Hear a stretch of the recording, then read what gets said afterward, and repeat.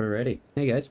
So I'm just getting back from a little trip. I was gone for like 4 days, but yeah, I wanted to make an update about the Berserker. I just never got a chance to do it yet. Basically, in HCSSF, we hit 99.6, so, you know, I was close to level 100 on this guy.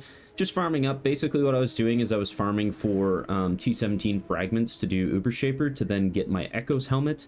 And I was using this Scarab of Bisection, which is, if I can find it, right here. So you can select nullify prefixes or suffixes.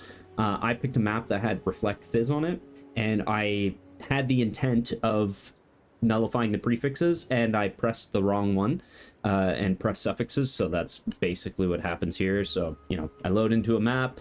You can even see when I press tab, it says reflect 26% of physical damage, and I one-shot myself. So, yeah, not really sure if I want to keep playing hardcore, just for stupid shit like this. Like, you know, it kind of sucks to die that way. I lost, like, you know, 2 weeks worth of progression on a character.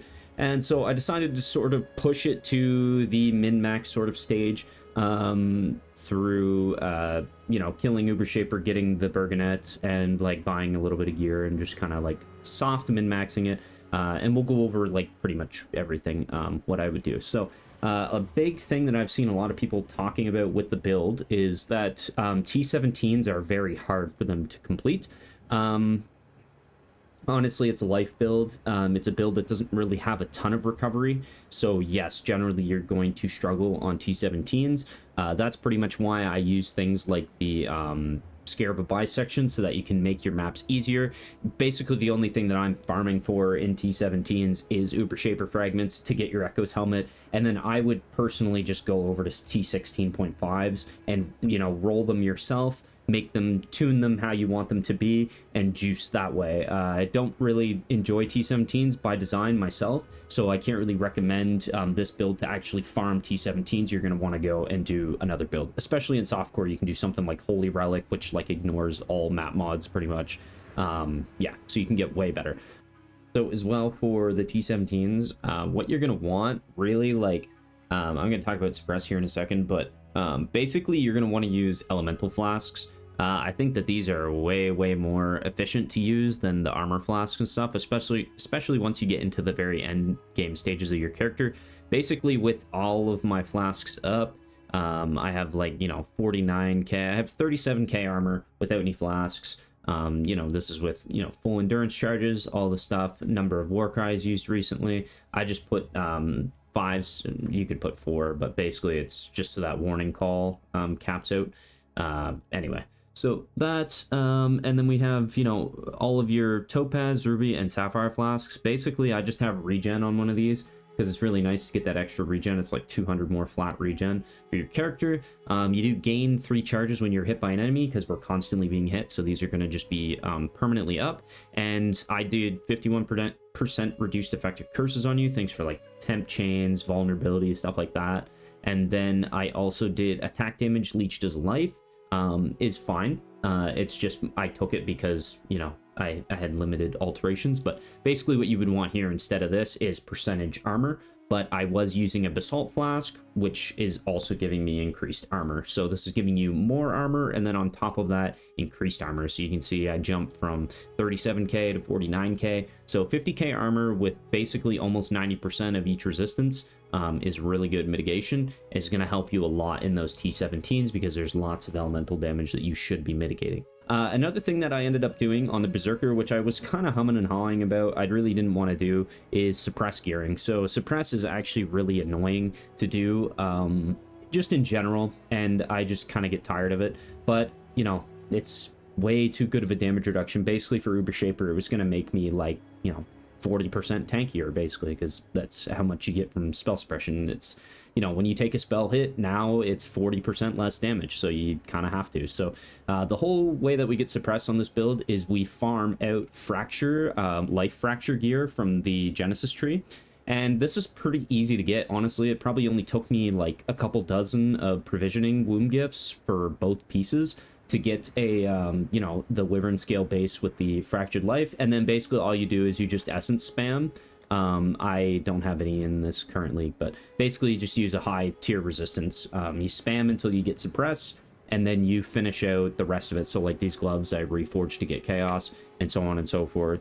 Yeah, so I have a whole video on how to craft all the gear, so I don't really want to go over any of that. But yeah, basically inveterate on the anoint. I've got 10% suppress on the chest, and I've got 14 on gloves and boots, 7 on the gloves, and then the cluster jewels. So that's another thing that I want to talk about. Cluster jewels are a big thing about the build that should be talked about, but basically these elegant form ones, you try to go for 25% increased effect, because what that does is it turns this 10% into these two nodes with 4% into 5%. So we're in total, instead of getting only 18% suppression, we're actually getting 20. So both of these give us 40 to basically just cap us perfectly. So yeah, you have to use 2 small clusters. Another thing that I opted for the build was to use 2 medium clusters. So traditionally what you do is you just go, you know, a large cluster, you try to get something worthy, like hits have 50% chance to ignore, 30% increased fizz, cool. This gives you attack speed, fizz, cool. And then, you know, you go for warning call and lead by example. So warning call, what it does is it gives you armor per 5 power for 8 seconds when you Warcry, up to a maximum of 100%. So basically we always have 100% increased armor from this node. And once you actually get the medium cluster jewel with warning call, you can drop this cloth and chain portion here that I normally take in the early POB for 8% increased armor per endurance charge. But basically what I'm doing, would you stop it, cat? Get out of here. Basically, lead by example gives you permanent onslaught, so that's another thing, like you want both of these nodes. But then for the other medium cluster, so the reason why I'm using another medium cluster is pretty much only for this node here. So it's called mob mentality, which means that we basically, whenever we Warcry, we have a chance to grant an endurance frenzy or power charge per power. So like 10 power, so that's 50% chance to grant you know, each one of those charges on Warcry. So, you know, it's really good. It's 100% uptime on charges, basically. I'll just go to the Aspirants Plaza and you can kind of see how it works. So basically, you know, I'd use Enduring Cry and Rallying Cry manual, but once my Warcries keep proccing, it's just going to be perma frenzies and perma endurance charges. So yeah, this is basically just to prevent that damage or that fall off that's kind of happening because we don't have the charge mastery with Cycle the Unyielding anymore. So generating charges is a little bit clunky and they'll fall off while you're mapping, which is a no-go. You do not want that to happen. The other alternative is to do the Exarch implicit for not +1 all max resistance. You would go for the gain endurance charge, and then you would just take increased endurance charge duration, on the tree to pretty much do that. And you can take the rune graft as well, which gives you like you know, slower debuffs, something like that. I can't remember exactly what it is, but yeah. So basically, yeah, mob mentality gives us, you know, perma frenzies. Frenzies are really good for bosses. You know, normally you wouldn't keep your frenzies unless you're using blood rage, so it's really nice. And then we also have haunting shout, which is just kind of lucky to get. I would have rather maybe another warning call. I don't know if you can do 2 warning calls and they are additive, or if warning call just caps at 100%. I'm thinking that it's probably that. Is that it will just cap at 100%, but who knows, maybe it's per node. Anyway, I don't know, maybe someone else can let me know in the comments. But yeah, Haunting Shout's really good because this gives us a permanent source of intimidation. So intimidation is 10% increased attack damage, so very, very good to have Haunting Shout and Mob Mentality cluster. I was really happy to actually land this cluster. And yeah, the tree is pretty much similar to what I was running before. I've got Light of Meaning for physical damage, and you slot it in here. And then I've got a Rune Graft of Treachery, which allows you to drop all of this Cannibalistic Right wheel for 3 points. And then you could also opt for dropping this stuff here, these 5 points, and push it into something else. But yeah, personally, I was just keeping this. Probably the best course of action would be to go for like more jewel slots maybe, or this life wheel that's over here. So currently though, 6,200 health, pretty good. I could have more health on my belt. I didn't hit the % max life, and then I could also have T1 life on my ring, and we could have T1 life on my amulet, and that's basically it. So the other min-max for the build would have been an axe. I would have liked to get a triple tier 1 physical axe with the actual tier 1 physical percent mod, not the chosen mod. So I would want one with merciless, and then we would go for the attack speed, obviously on the suffix, and increase damage per endurance charge, and then we would warlord exalt it to hopefully get more percentage increased physical damage through the suffix. So that's pretty much all that would be min-max on the build. Yeah, like we're pretty close to min-max here. And then we're also using Corrupted Soul down here from the Doriani Glorious Vanity, which basically gives us 15% of maximum life as extra maximum energy shield, which is really good in combination with Divine Shield, because we're getting 3% of physical damage prevented from hits recently is regenerated as energy shield per second. So we're taking self damage with echoes, which is proccing Divine Shield to give us recovery because we have a decent pool of energy shield. So right now, my Blood Rage is active though, so my energy shield's not going to recoup. But we'll do this, and then you can see I have damage that's happening and also recovering at the same time. So it's basically just extra recovery, but it's also a mitigation factor to stop echoes from proccing and being kind of a pain in the ass and doing lots of damage to your character. So, all right, so in the POB, I do want to talk about a couple things. One is that I went through and I updated some stuff, basically some things that I wanted to take instead. I opt for using the fortified gem over the points on the tree pretty much as soon as you can drop these points, because they're really good to just push into other avenues. And I dropped Fist of War from the PoE. I don't really think Fist of War is that good. I think because you're not really getting many spike overlaps. Personally, that's how I feel about it. Some other people say that the more AoE you have, the more that, you know, your spikes will go out and then they'll overlap each other in a huge area. I don't really see it that way, but, you know, I could be just completely wrong. Another thing, too, is we're using the Breachlord bloodline, but there is the Delirium bloodline, which is actually really, really strong, and I think that this one might be better to use. The only thing that sucks is you can't use a Light of Meaning for physical damage, which is kind of a little bit of a damage loss, but the mitigation is kind of insane. For example, let's just talk about Uber Shaper. This node would probably be way, way better to use for the simple fact that Uber Shaper has penetration on the cold damage, and if you're taking 40% less damage from hits, basically what that means is that instead of taking, let's say, for example, 3,000 cold damage from the Shaper ball that's going to hit you, you would actually take 40% less of that 3,000. And then on top of it, the damage that you take after, which it says 4 seconds after each hit you take, lose life equal to 40% of the damage taken from that hit. That damage that you would take does no longer have penetration, right? So this makes the Shaper balls actually kind of tickle your character. Like, it actually doesn't really do that much damage. So this node is extremely good, way better than the Glorious Vanity setup that I was using to take on Uber Shaper. Basically, this one makes you kind of immortal to the balls, and then, you know, obviously you're just gonna Molten Shell the slam, and you're gonna take a little bit on your health after the slam, but it's not gonna be as bad. The fight's gonna be way, way comfier.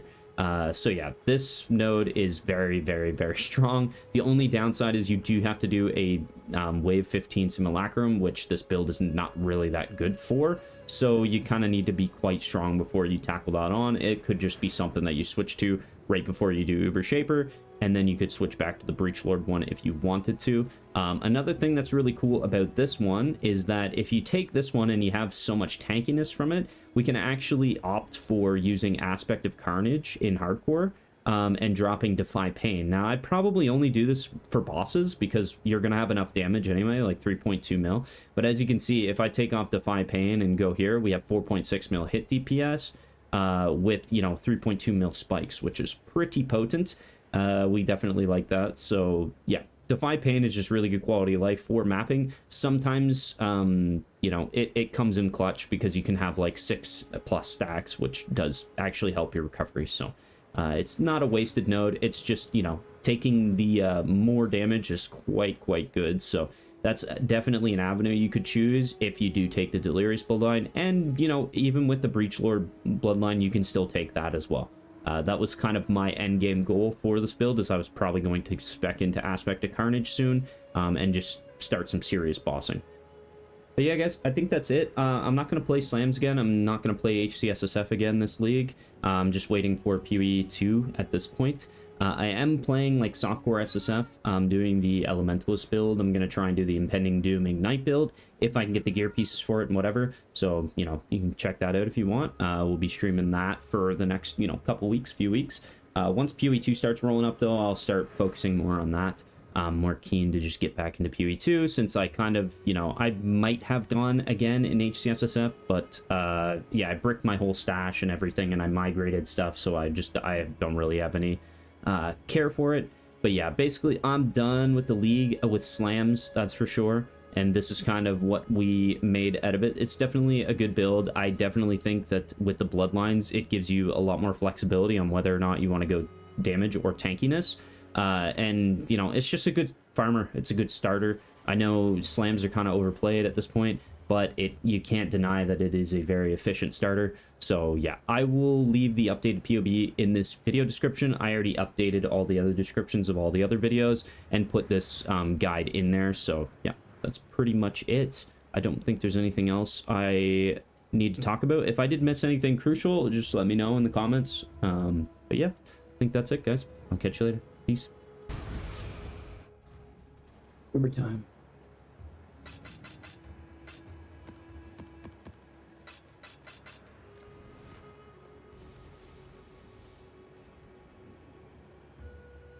I see you, little mouse. Long hair. Run along. 85, yes. What was I looking for? Suppress 100%. Okay, we're good. Just want to make sure I get everything.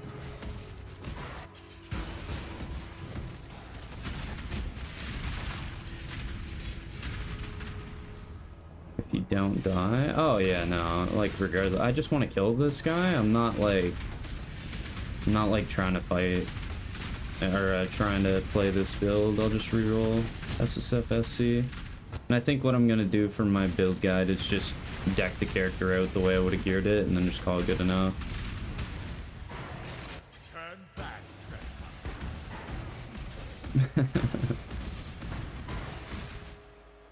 I just hate interacting with trade. Even with async, I still hate it.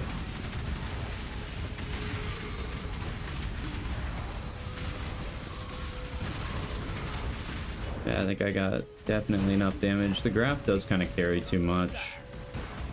I have to keep in mind too that I would have Heart of Flame for this fight if I had the second graph slot too, so I gotta be somewhat forgiving there, because I think this fight's a joke, like being able to tank everything. Did I lose my bloodline? No, I kept it. Refixing Elementalist. It's good. I think Steel Mage is doing that, isn't he? That goes, yeah, in Light of Meaning, yeah. So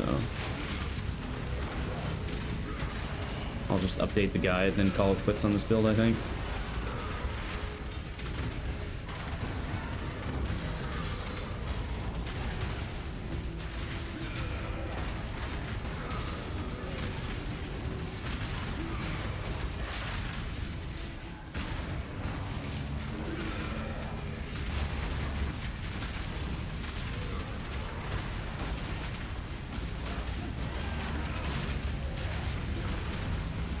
Just want the party thing off my screen.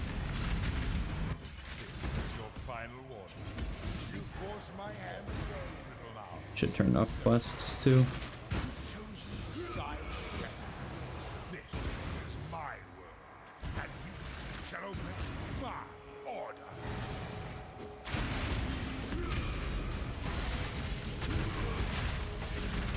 Oh yeah, damage is pretty good. Can I witness, or does it just have 2 copies like that? Oh yeah, fuck.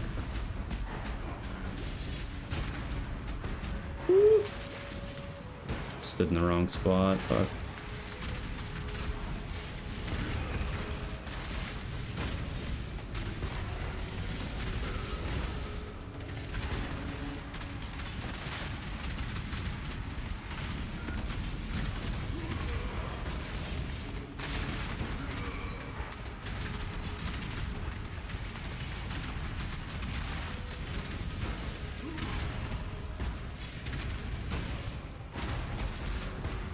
Nah, I'd be dead here. I would be logging here, actually.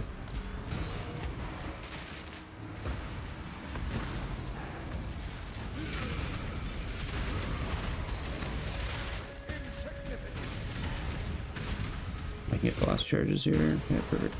God, I forget that the bullet hell phase is like that. It's my bad. I don't know why I just threw in that first one. You gotta like stand on the bottom and then just dodge. I think there's like 3 spots you can stand on in that fight, but I don't remember them.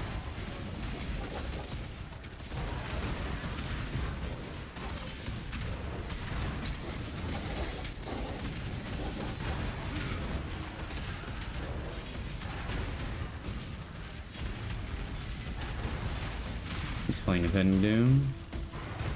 Okay, swap to it then. What is this? Oh, boss here.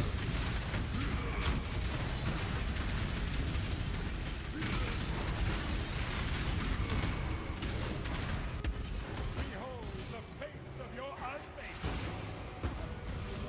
Let me help you. The horror must stop. Obstacles destroyed.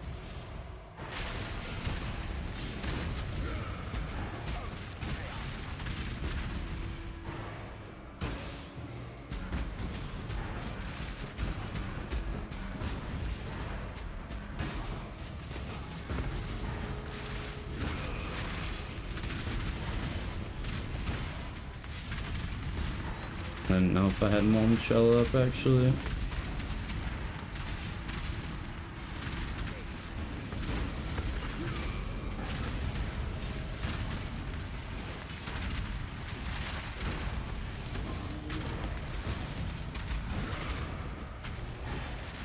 Pretty good damage, actually. Okay, dude.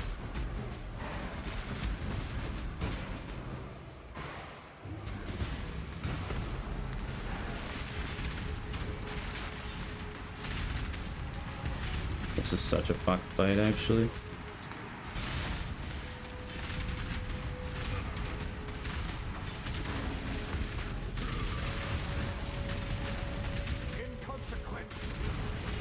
I definitely had a chance to die here. Like, if I was on SFHC, like, I definitely could have died there 100% in that fight. Like, the Glorious Vanity, though, fucking saves me big time, or I would literally be insta-dead.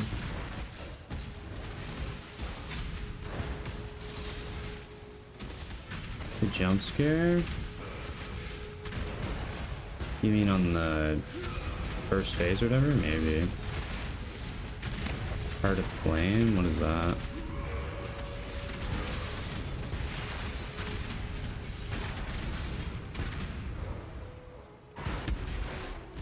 First ball phase? Yeah, maybe. Oh, true. True. Forgot about that. Yeah, but flank. Alright. Okay. Just starts out with that phase, I guess.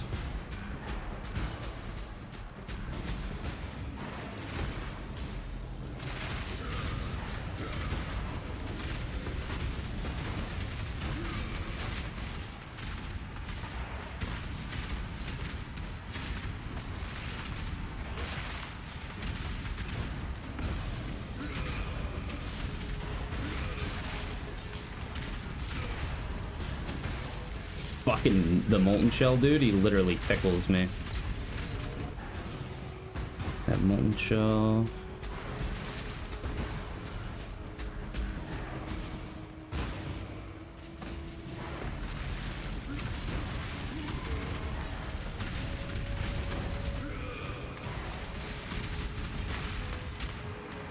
What the fuck is that? The apparition? Oh! That got scary at the end. Whoops. Oof. You can? Oh, well, I just fucking bricked my fight. Oh well, I'll just die, fuck it. We'll just get back up. It should be a true test.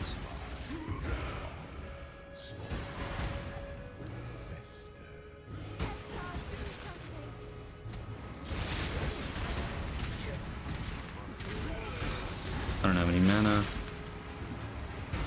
Bruh. Why do I not have mana?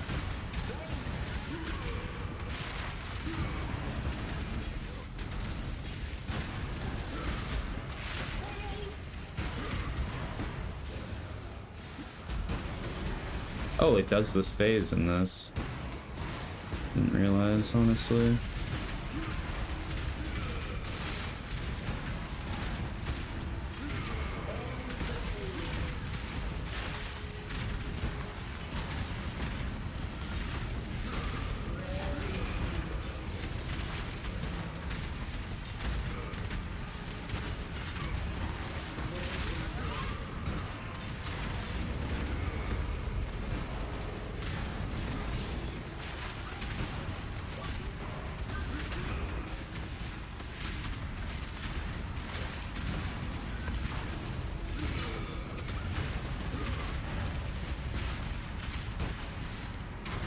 Oh, I'm dead.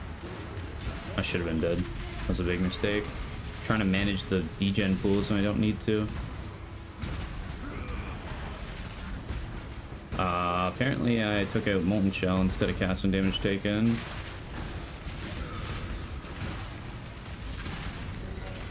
Fuck. Oh, there it goes. It's on the ground somewhere.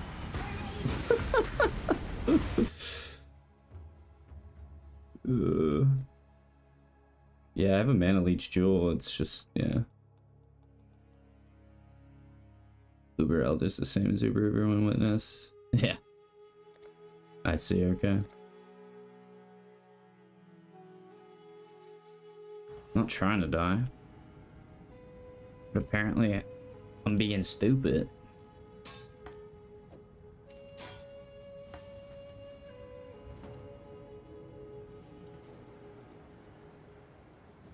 Yeah.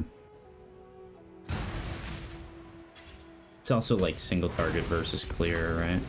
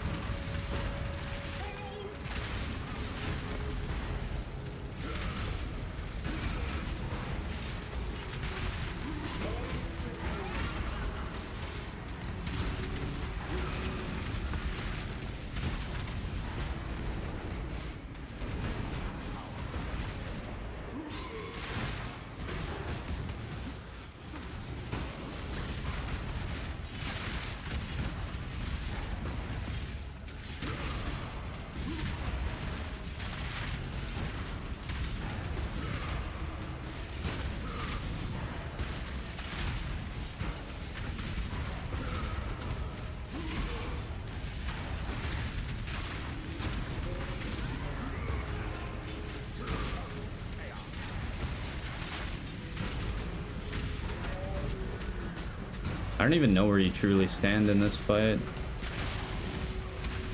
Whoa, okay, I probably should have died there in hardcore.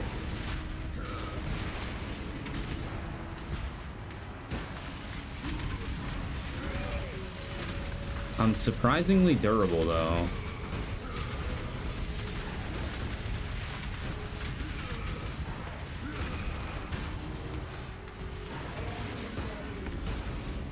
Oh. No life flask charges. I would have logged here, but I'm not logging. Fuck it. I leapt through the balls. What the fuck? Now I know how it feels to be a softcore Andy.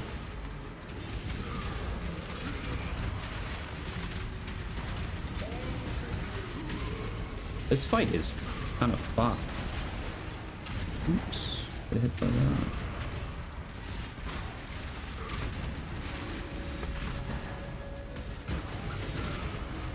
It is fun though, this fight's super fun.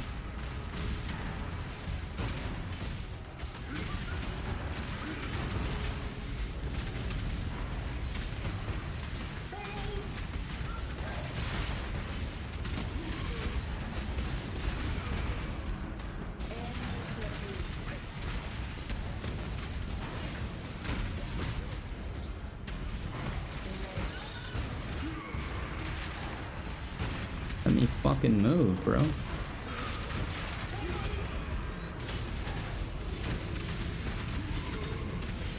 Easy. Yeah, I only had one genuine close call. The rest of it was like manageable.